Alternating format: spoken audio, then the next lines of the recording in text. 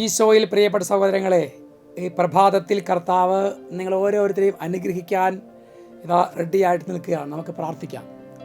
ഓരോ വചനങ്ങളും നമുക്ക് അനുഗ്രഹമായി മാറണം. നമ്മുടെ കുടുംബങ്ങളിലെ, നമ്മുടെ വ്യക്തിപരമായ ജീവിതത്തിലെ സങ്കടങ്ങളൊക്കെ ഈ വചനം കേൾക്കുമ്പോൾ അത് അലിഞ്ഞു പോകും. കാരണം ദൈവവചനം ദൈവം തന്നെയാണ്, അവിടുത്തെ ശബ്ദം തന്നെയാണ്.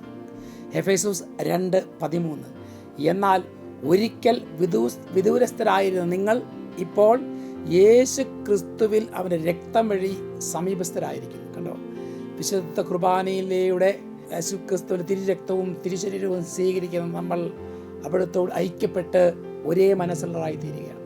കർത്താവ് ഈ പ്രഭാതത്തെ നിങ്ങൾ അനുഗ്രഹിക്കട്ടെ. നിങ്ങളുടെ പ്രാർത്ഥനകളും നിയോഗങ്ങളും ആവശ്യങ്ങളും സങ്കടങ്ങളും എല്ലാം അറിഞ്ഞ് ഈശോ നിങ്ങൾ അനുഗ്രഹിക്കട്ടെ എന്ന് പ്രാർത്ഥിക്കുന്നു. നമ്മുടെ കർത്താവായ ഈശോ മിശിഹായുടെ കൃപയും പിതാവായ ദൈവത്തിൻ്റെ സ്നേഹവും പരിശുദ്ധാത്മാവിൻ്റെ സഹവാസവും നിങ്ങളെല്ലാവരോടും ഉണ്ടായിരിക്കട്ടെ, ഇപ്പോഴും എപ്പോഴും എന്നേക്കും. ആമേൻ.